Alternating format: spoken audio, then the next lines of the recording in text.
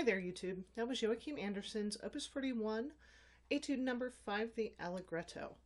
And I think what is really helpful to learn this etude is something that is very important in all flute playing, and that is an understanding of what those accidentals in this piece do.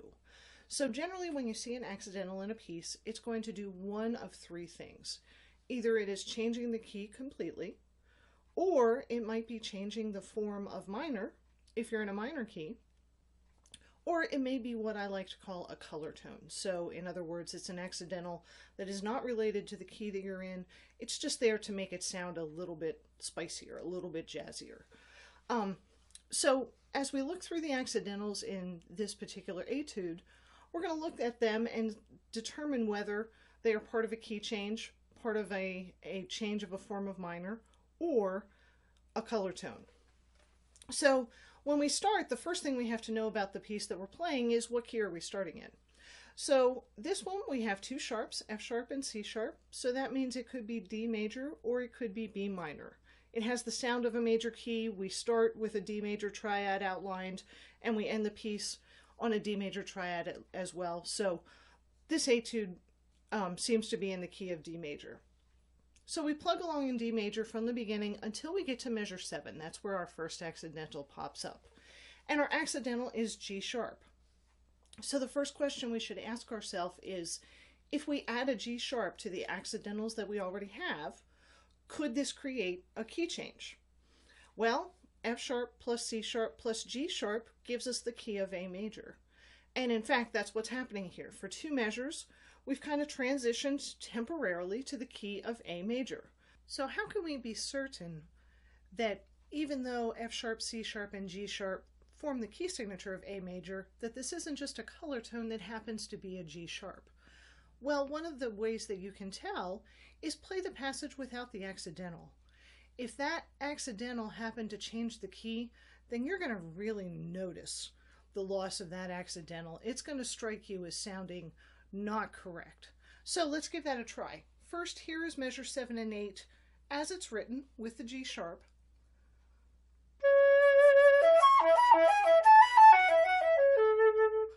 And now let's remove the G sharp and replace that with a G natural.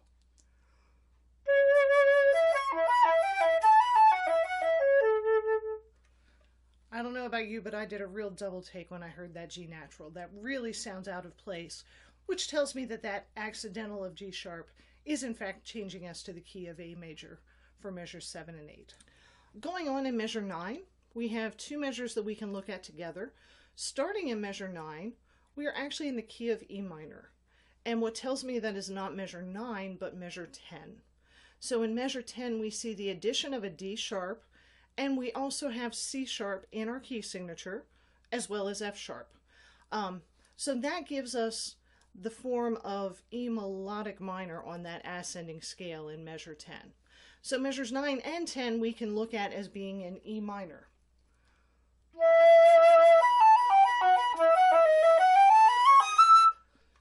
And we can hear that goes pretty well together. That sounds like it belongs in the same key.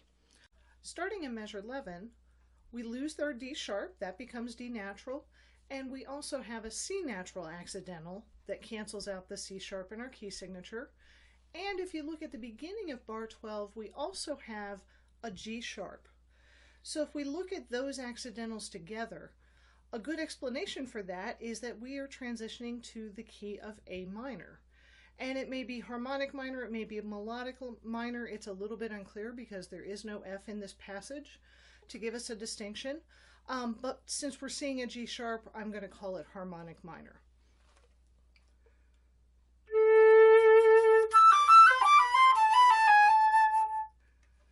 And we can see that that much sounds clearly like it's in A minor, and when I get to the A at the end of what I just played, it sounds as though it's resolved. However, we don't stop there. It continues to move somewhere else.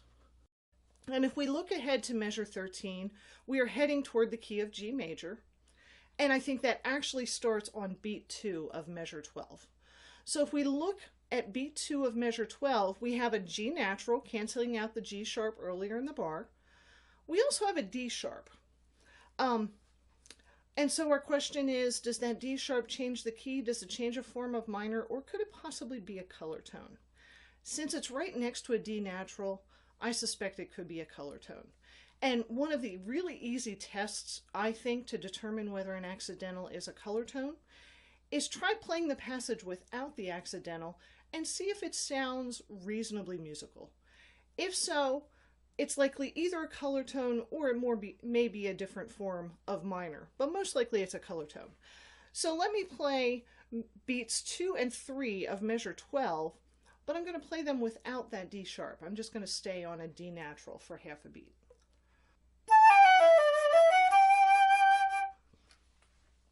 So if I leave out that D sharp, there's certainly nothing that sounds weird or strange about that. That certainly works.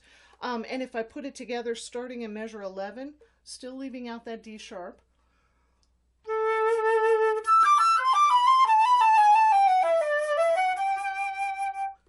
that sounds perfectly reasonable, doesn't it? So I think that D sharp is a color tone, and we actually start to transition to G major in measure 12, beat 2. Then in 13, we clearly establish ourselves in G major, with the exception of one note, and that's the very last note of 13. That G sharp again, I think, is a color tone, and here's why. Let me play measure 13 into 14 and leave that G sharp out.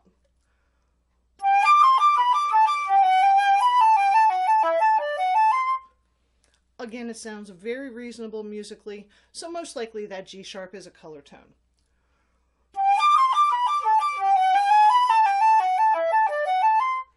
And you can hear why it was added. It certainly makes it sound more interesting, and it makes the rhythm work out a little bit better. We have flowing 16th notes the whole way through. But measures 13 and 14 are both clearly in G major, with the exception of that one color tone. Then in 15, we immediately change to B minor. So we're back to our regular key signature. C sharps are back, along with the F sharps that we've had all along. And going into measure 16, we're actually in harmonic minor with the addition of that A sharp.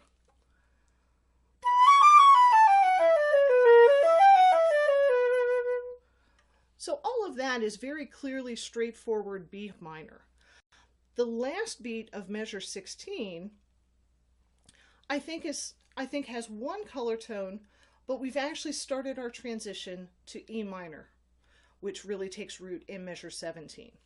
So if you look at the last beat of measure 16, we have a B sharp, and we also have a D sharp, right? Well, that B sharp is right next to a B natural. Again, that's kind of a telltale sign that it might be a color tone. A normal key change or even a form change for minor would not have two different varieties of the same letter name. So most likely that B sharp is a color tone. And then D sharp, if we think of that beat as being in E minor, that D sharp is the raised seventh of E minor.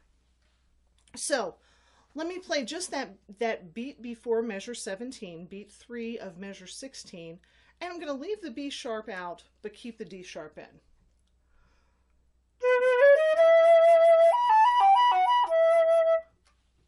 Again, that sounds perfectly reasonable, doesn't it? So most likely that B sharp is our color tone. Beat 3 of measure 16 starts our transition to E minor, and then once we're in 17, we are clearly in E minor. Measure 17, you'll notice, is just like measure 9, so we already discussed that. Measure 18 is just like measure 10. Measure 19 is just like measure 11. That's when we start in A minor. And that brings us to measure 20. Looking ahead to measure 20, there are a lot of accidentals and there's a lot of activity going on. So let's walk through some of the significant things in measure 20. In beat 1, we have a G natural. In beat 2, we have a D sharp and then a C natural at the end of beat 2. And then in beat 3, we have a G sharp and a D natural. So when you put all of those accidentals, they do not make any sort of key. So we can't look at this measure as a whole and say that this measure is in a single key. But let's start looking at it one beat at a time and see what we can discover. We're going to actually start talking about beat 2. So in beat 2, we have a D sharp and we have a C natural. If we look at those two notes, they look like the upper end of the harmonic minor scale, and indeed that's what they are. They're the top part of the E harmonic minor scale. And when we look at beat 2 and put that in E minor, then beat 1 also appears to be in E minor.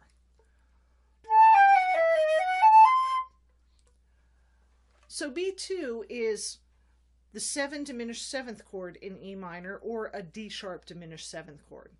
Now we would expect to hear, after that D sharp diminished 7th chord, we would expect to hear an E minor triad. That would have a G natural instead of a G sharp. Let me play that E minor triad after beat 2. So that sounds pretty reasonable. That's what our ears expect to hear. But instead, Andersen gives us an E major triad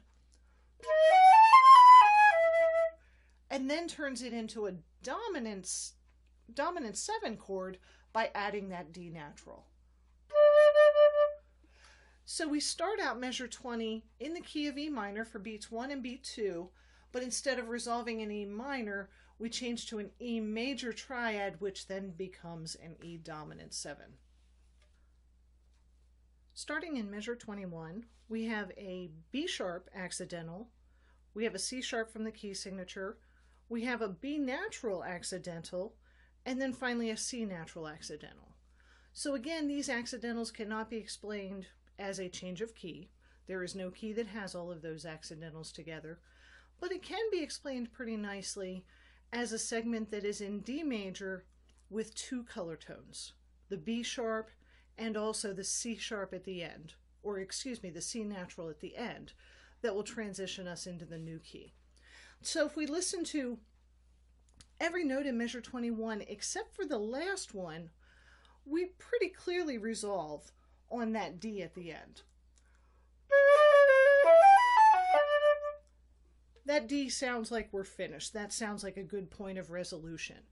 And we can do our color tone test. If I take that B sharp out and I play a B natural instead, is it going to sound really awkward, or is it going to be somewhat musical? Well, let's find out. I think that B natural works pretty well. So that B sharp is definitely a color tone. And then finally that last note, the C natural, turns that D major triad into a D dominant 7 chord, which transitions us into yet a new tonality going into measure 22.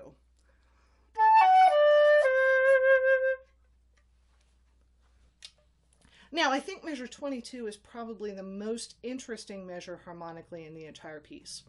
So if you look at the accidentals, we have A sharp, C sharp, which is in our key signature, and we have an F natural.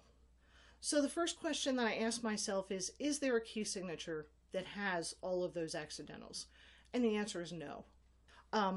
So the way that I look at this measure, again, instead of viewing this measure as being in a particular key, I think of this measure as being a sequence. It's a 1-beat sequence, and the pattern of the sequence is half step down from your first note, half step back up to the original first note, and then whole step above that. And then you move a half step and start the pattern all over again. So here's your pattern. Half step down, half step back up, whole step up, and then we go a half step from where we ended and start the pattern again. Again, move half step higher and do the pattern again.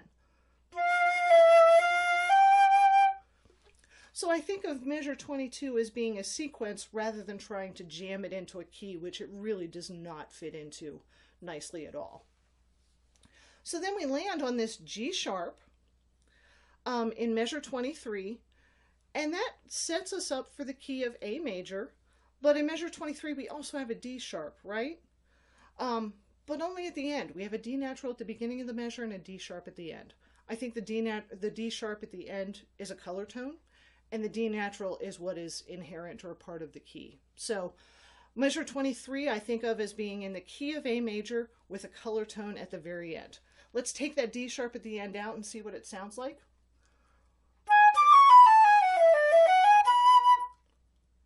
Not too bad, right?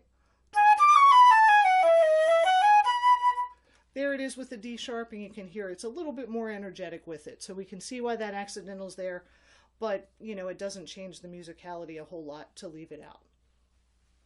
Then the next measure, we lost our G sharp. We're back to G natural, which is part of the key signature. Lost the D sharp. We're back to D natural, but we do have that G sharp. Again, I think it's very similar to measure 23. I think measure 24 is in the key of D major, our original key, with a color tone on that G natural. So again, let's play it, or excuse me, a color tone on the G sharp.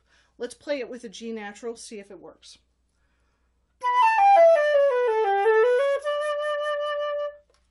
Not too bad, right? But if we add that G sharp, we can hear that gives it a little bit of extra push back to the key of D major, which is what we started in. So that was a lot of theory to take you through, but I hope that you can see that by looking at accidentals in that way, once you get used to kind of translating why those accidentals are there and assigning them either a key, a form of minor, or just a color tone, suddenly it's a lot easier to remember which accidentals are there and whether you're playing F sharp or F natural and so on. I think when you try to think about accidentals as they come individually, it is really easy for them to all become alphabet soup in your mind. But if you can assign them a label, which is really what music theory provides us with, is labels for complicated structures. If you can assign those accidentals a label over a longer period of time, maybe a measure or maybe even two measures, then it's much easier to think through all of the accidental changes. I hope you find this helpful. Please press the subscribe button if you like it, and we will see you next time. Happy fluting.